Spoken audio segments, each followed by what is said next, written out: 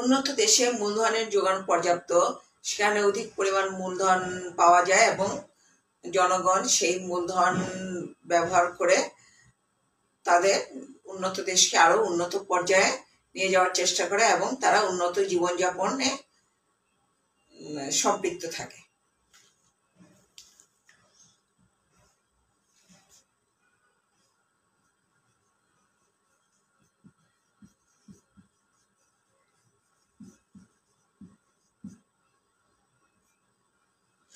তিন নম্বর হচ্ছে দক্ষ জনশক্তি। সাধারণত অনুন্নত দেশের জনসাধারণ অতটা দক্ষ থাকে না, তারা মোটামুটি কোনো রকমে মনে করে খেয়ে পড়েই তারা জীবন কাটিয়ে দিবে, তারা তাদের কারিগরি জ্ঞানে দক্ষতা অর্জন করে না। কিন্তু উন্নত দেশসমূহে জনশক্তি সবাই দক্ষ এবং কর্মক্ষম, তারা কেউ বসে থাকে না, সবাই যার যার সামর্থ্য অনুযায়ী কাজ করে এবং তাদের কাজের জন্য হাপিত্যেশ করতে হয় না, তারা তাদের কাজ পর্যাপ্ত পরিমাণে পেয়ে থাকে এবং তারা সেভাবে কাজ করে তাদের জীবিকা নির্বাহ করতে পারে এবং উন্নতভাবে বাঁচতে পারে।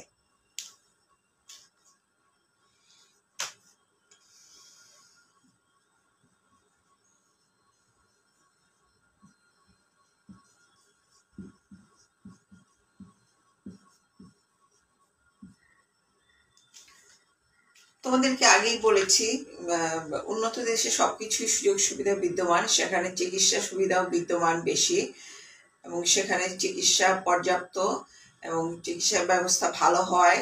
সেসব দেশে জনসাধারণের গড় আয়ুষ্কাল অনেক উচ্চ থাকে, অর্থাৎ তারা বেশি দিন বাঁচে এবং সুন্দরভাবে বাঁচে।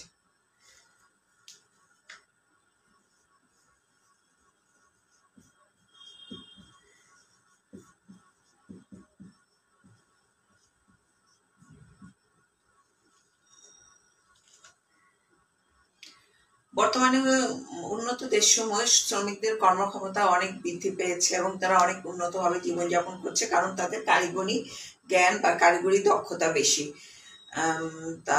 তারা তারা প্রাতিষ্ঠানিক অর্থে শিক্ষিত না হলেও তারা দক্ষ কারিগরি জ্ঞান সম্পন্ন ভাবে শিক্ষিত হচ্ছে এবং তারা তাদের সেই কারিগরি জ্ঞানকে কাজে লাগিয়ে নিজেদের জীবনযাপনে উন্নত করতে সচেষ্ট থাকছে।